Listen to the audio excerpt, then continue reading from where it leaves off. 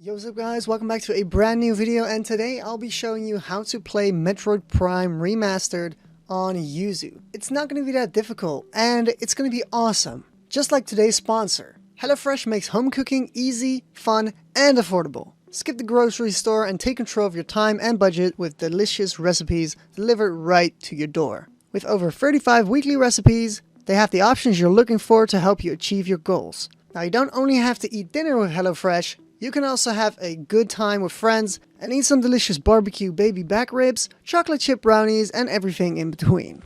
Use my link or code from down below and start trying HelloFresh today. Anyways, let's get back to the video. Okay, so when you open Yuzu, this is the first thing you'll see, an error message talking about the keys that are missing. Now this is normal, so press OK. In here, you can press yes or no, it doesn't matter. I'm gonna click no for now. And then, to fix the error message we just saw, we're gonna go to File, Open Yuzu folder, and then we're gonna go to our Keys folder. Now, as you can see, it's empty, which is why it's giving us the error. So get your prod keys and title keys file, paste them in this folder. Now, after this, you can click out of this folder, and while we're at it, we're gonna double click to add a new game folder to the list.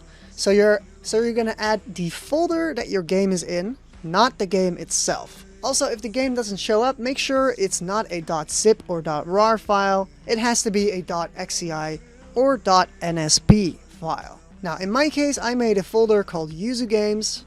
I'm gonna press Select Folder, and as you can see, it is added to the list.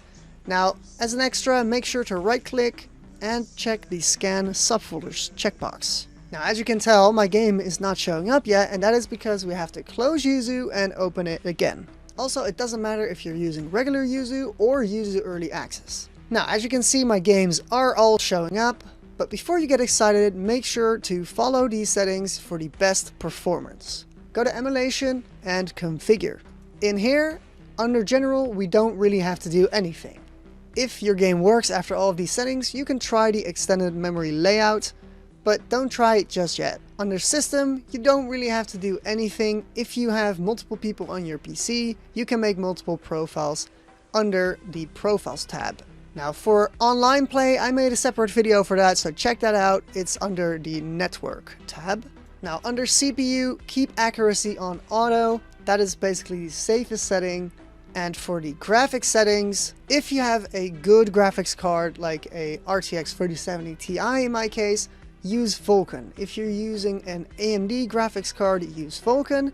The only people that, in my opinion, should use OpenGL are people that have Intel HD or AMD Radeon or Vega GPU, so integrated graphics.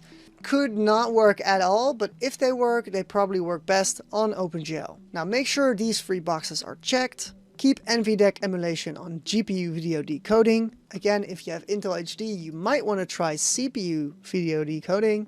Full screen mode, keep it on borderless windowed. Resolution, 1x is fine for testing, but if your game works, you can always try to go with 2x. Don't use the 1.5x because it is experimental and it can break stuff. I'm going to keep it on 1x for now for safety and performance. Window adapting filter, keep it on bilinear or nearest neighbor. Don't use Geforce or Fidelity FX. Please, it will ruin your FPS. Anti-aliasing method, I'm going to keep it on none, but you can try this after you have plenty of FPS headroom to play with.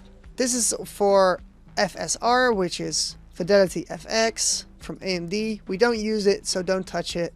Under advanced graphics settings, make sure the accuracy level is on high. If you don't have a crazy good PC, you can try normal. Now they have some new options like force maximum clocks. I really wouldn't recommend doing that right now, but if everything works, you can always try this setting out. Now the same goes for asynchronous shader building.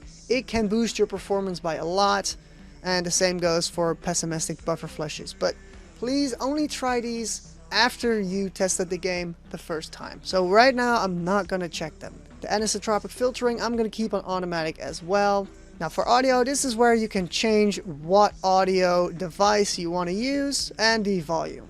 Now another important one is the control. So make sure this box is green. That means your controller is connected. And then I'm gonna choose my Xbox One controller. It should already be set up out of the box, although I like to change these buttons to match my Xbox buttons. Make sure console mode is on docked, and if you want to save your profile, just hit save or just hit new and enter a name.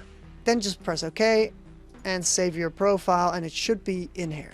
Now, after you've done all of these settings, press OK, and now we're ready to boot up the game. So let's try it. Before I try this, make sure to like, subscribe, and comment down below that this worked, because again, YouTube disabled the dislike button, so people otherwise don't know if it's legit or not. So yeah, it's appreciated. Alright, let's check out the game. I hope you enjoy. Alright, so as you can see, the game works. So yeah, have fun playing, guys. Thanks again to HelloFresh for sponsoring, and peace out. Peace.